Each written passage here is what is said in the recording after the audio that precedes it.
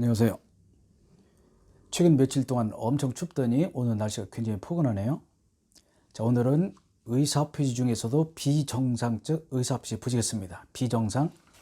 정상인 경우는요, 법이 관여하지 않고 비정상만 법이 관여합니다. 그래서 민법도 비정상 의사표시만 보는 것이죠.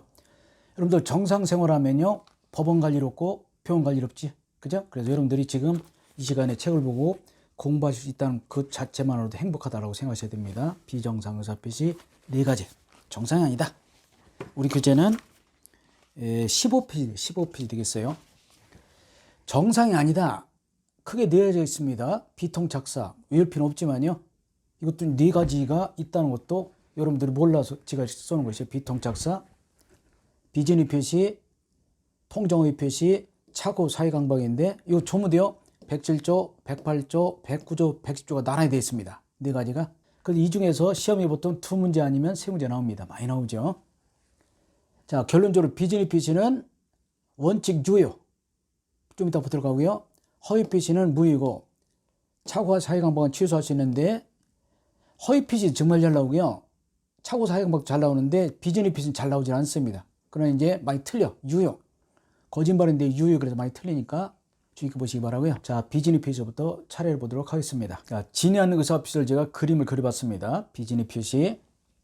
갑이란 친구가 을에게 얘기했습니다. 시계 줄까 농담했어요. 시계 줄까? 을이란 사람이 예스하고 진짜로 받아들입니다. 그런 경우는 갑은 줘야 된다는 뜻이거든요. 흔치 않은 일이겠죠. 농담했는데 상대가 진담으로 받아 줘야 된다. 그런데 을이란 사람이 갑이 농담을 몰랐어요. 그리고 전혀 관심 없습니다. 근데 줘야 되지만 갑이란 사람이 을이 갑이 농담을 모르고 과실 없다. 근데 을이란 사람이 갑이 농담을 알았어요. 또는 모르는데 과실 있다. 그때는 무효이기 때문에 안 줘도 됩니다. 흔치 않은 일이지만 갑이 이렇게 농담해서 줄까? 을이 예스 그러면 믿어버리면 줘야 된다. 그러나 농담을 알았다든지 모르는데 과실 있으면 줄 필요 없다는 것이고. 근데 만약에 을이란 사람이 농담으로 받아가지고 진짜로 믿고 병에 팔면 병은 무조건 보호됩니다. 선의 제3자 이때 병의 선의는 과실이 있다 없다 괜찮습니다. 그래서 의뢰한 사람이 병에게 실제로 팔아버리는 모르고 산 사람은 보호받는다. 이게 중요한데요. 특히 이제 유효가 중요합니다. 진화 의사표시 유효 보시면 되겠고, 이 107조인데 조문도 간단히 2줄밖에 없습니다.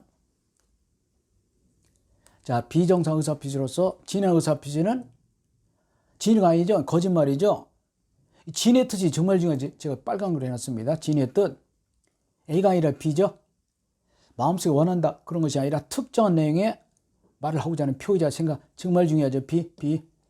자, 여기는 색깔로 되어 있지만 여러분 책에는 진한 글씨로 되어 있습니다. 진의 뜻이 뭐게? 정말 잘 나와요. 원한다. 그 뜻이 아니라 특정한 내용의 의사를 하고자 하는 표의자 생각을 말한다. 정말 중요하고요. 자, 사립대 조교수는요. 민법 정대입니다. 국공립 때는 정대잖아요. 민법 사법이기 때문에 사립대 교수는 민법 정대인다. 보시면 되겠고요.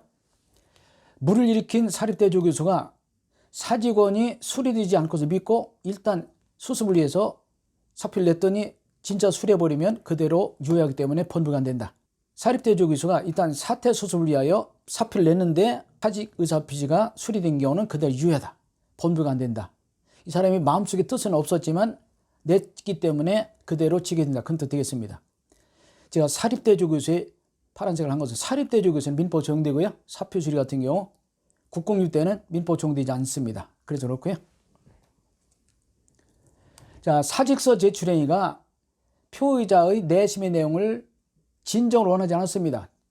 의사표 내용을 진정으로 원하지 않았어. 그렇다 하더라도 당시 상황 이걸 최선이라고 판단하여 냈다면 그대로 진행된다. 즉 거짓말로 볼 수 없습니다. 유효하다는 뜻이 되겠죠. 사직서 제출하면서요.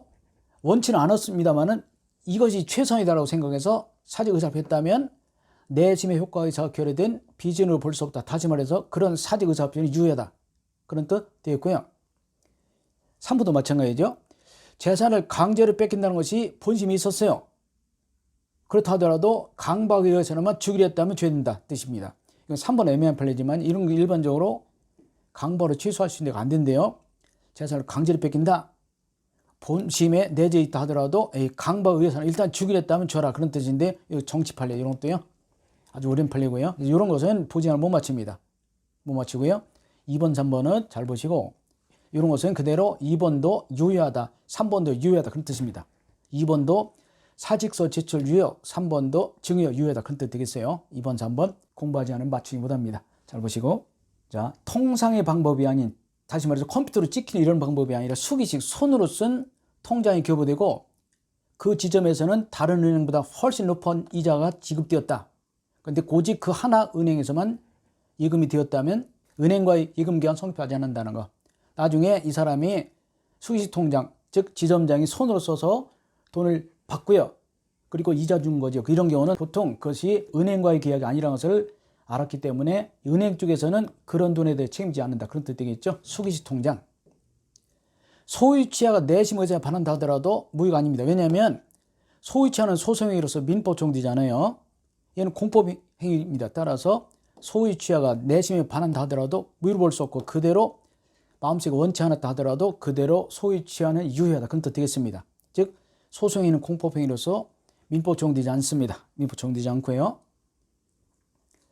동일인에 대한 대출한도를 제한하는 판례는 유명하죠. 이것은 이제 명의대여자 책임인데 이건 비슷한 판례가 많은데 자, 4개가 연속되거든요.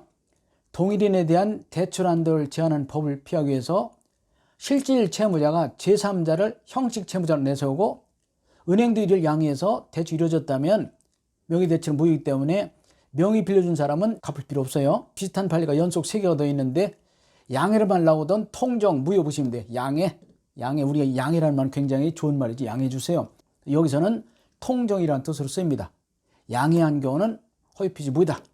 이 경우는 책임 없다는 뜻인데 감사의 권유로 이름 빌려준 경우는 그 제3자 책임집니다. 이랬을 때는 양해하여 대출이 이루어진 경우는 허위피지 무효지만 그러나 감사의 권유로 대출이 이루어진 경우는 제3자는 책임을 부담한다.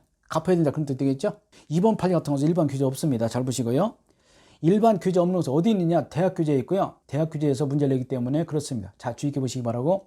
어떤 때는 귀신같이 많은 경우가 많습니다.